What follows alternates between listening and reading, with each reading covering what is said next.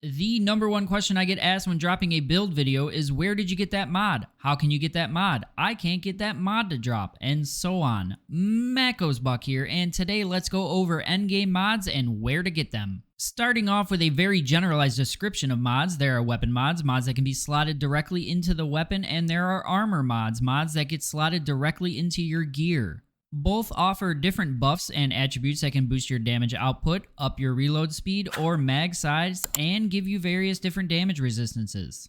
What are endgame mods? Endgame mods are the gold variants of mods that can be obtained from doing hard mode and pro mode versions of silos and monolith bosses. You can get special variations from Prime Wars or gamble the very open loot pool of the Forsaken Giant and LEA. I would say every category of mod has a best in slot option for the type of build you are going for. With that said, let's get into it. The difference between hard mode and pro mode is going to be the color that the tiered attributes drop with. Tiered attributes can drop with different colors, categorizing their stats: gray, green, blue, purple, and gold. As the color progresses from gray to gold, the stats get higher, with gold being the max percentage. Mods obtained from Pro Mode are going to have a higher chance at dropping with at least one purple attribute. You can enhance mods at the cost of mod parts. Gold mods can be enhanced up to 5 times, and the attribute that it enhances is picked at random. When you enhance a mod, it takes a random attribute and bumps it up one color, which bumps up the percentage of that attribute. There are also variations of mods. Talents, this guarantees that your tier 2 attribute will buff your elemental damage. Violent, this will buff your tier 2 attribute's crit damage, and Precision, which will buff your tier 2 attribute's weak spot damage. There is also a variation that directly buffs the damage type, which can be obtained from completing Prime Wars. Now back to silos. Like I said, all of your armor mods are going to come from silos, starting with the Silo Alpha, which on completion will guarantee drop you a helmet mod.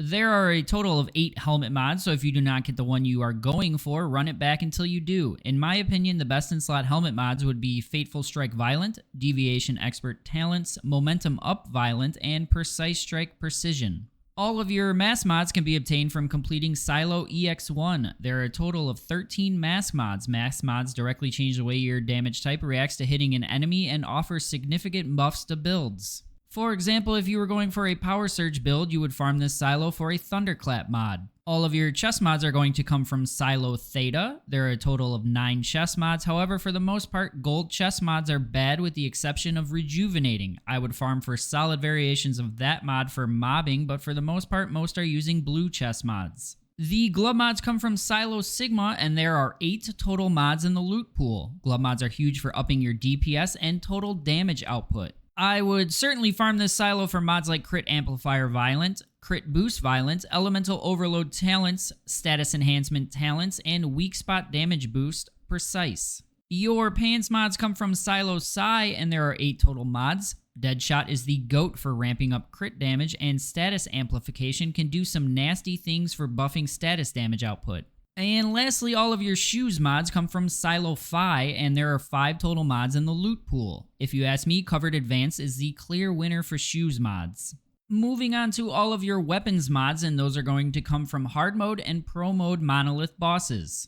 Your Frost Vortex mods ironically are going to come from Ravenous Hunter. I say ironically because farming this boss with any form of status build is a massive pain unless you like seeing immune pop up 5,000 times. All 3 Frost mods are excellent depending on what you are doing. I would farm a Talents version of all of them. Ravenous Hunter will also be dropping Burn mods. All 3 Burn mods are good. I use Flame Resonance on my Burn build, and you will want a Talents version of all of the Burn mods as well. Power Surge weapon mods are going to come from Treant, and if you ask me, Static Shock is the best in slot for Outsider and Outer Space, and Shock Diffusion is the best in slot for the Stun Baton melee weapon. You will want Talents versions of both of them. Treant will also be dropping your Unstable Bomber mods. I have yet to make a Bomber build, so I can't say what your best in slot will be there. Moving on to Shrapnel mods, and those drop from Shadowhound. All 4 Shrapnel mods are good depending on content, but you will very much want Obliterate and Shrapnel Souvenir. Shadowhound will also be dropping all of your Bounce mods. Bounce is no argument the weakest of all the damage types, so can't really recommend anyone make a Bounce build. I hope it gets a buff in the future.